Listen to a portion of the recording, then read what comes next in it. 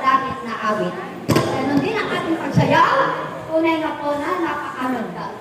Amen? Sabay-sabay, kumahindayo ang mga dewa, ang mga dalakang, talagang para kay Amang Yahweh. Palakpakan po natin ang ating buhay na Panginoon.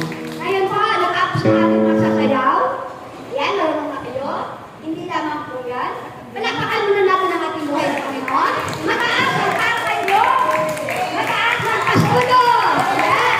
Palakpakan si Sister Nel. Baba. Ayan, sa pagkapatang puso. May pag-ibig ka rin. Palakpakan mo si Sister Nel. Palakpakan mo yung mga staff. Ayan. Palakpakan na natin ang buhay na Panginoon. Ayan. Palaging nasa itaas si Amang Yahweh. Amen? Para po sa kanila, kay Amang Yahweh, kay Jesus, sa banal na Espiritu, ay kailangan nasa itaas ang ulo natin. Ang ibig sabihin, sinasamba natin sa Diyos at katotohanan sa pamagitan pa ng palakpak. Magkatuwa ba si Ama? Magkatuwa ba yung malay? Di ba lang ba? Amen? Palakpakan po natin ang ating buhay na Panginoon. Praise the Lord. Ayan. Tuturo ko naman yung Amen. Yan, pagtanggap natin sa pare. Ano ba ibig sabihin? Yung katawan ni Kristo. Diba? Ano ang sagot mo, sis? Amen. Ayan, marunong na. Hindi na kailangan turuan. Meron kami narinig. Pagtanggap mo ng katawan ni Kristo. Thank you, Jesus. Thank you. Ano ba yun sabi? Hindi Jesus. Thank you po, Father.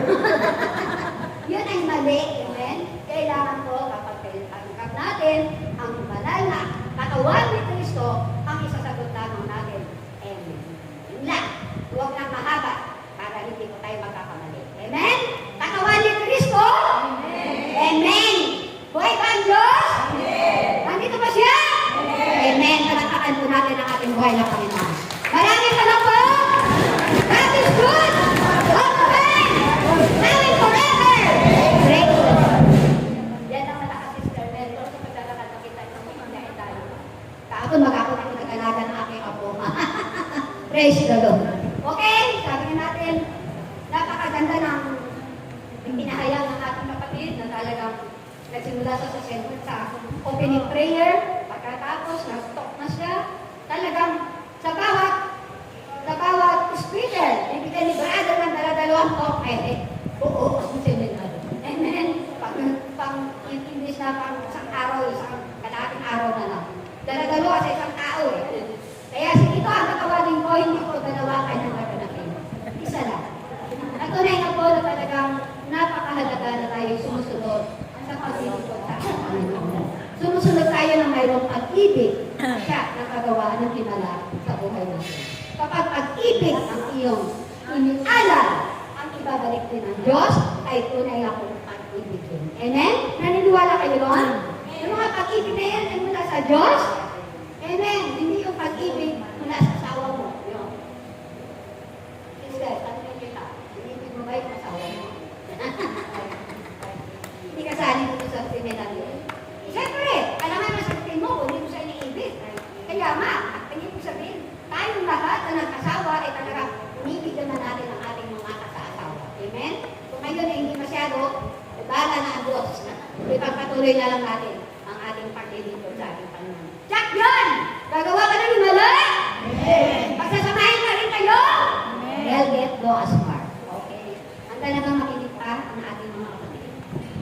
Alam niyo, huwag kayo makalala ako kayo mabalisa. Nakarin din ang ating naglita. Yan!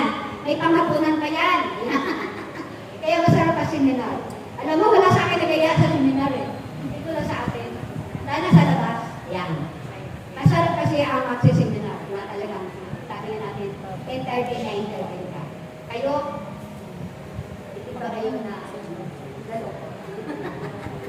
Pero sabi natin, alam mo nagawa ng bilangin ni Diyos. God is good all the time. Ayan. Okay, natunay nga po ang tatawagin ko sa kanyang paglilingkod sa ating Panginoon ay talagang sobra-sobra. Siya po yung naglilid sa amin dito para mag-rosary. Talagang may rosary kami 3 beses ulitin yung isang rosary. Ilan nun? Dami yun, di ba? Talagang matyaga siyang nagdarasal. Sa kanyang pagdarasal, pinagpapa marunong, matalino. Nakakatuwa no kayo na nakikita ko lang naman talagang matalino si Kali. Na ano ko rin na sana yung aking ako rin sa pupuri maging matalino rin. Matalino rin talaga. Kaya napakabuti ng Diyos aking paglilingkod.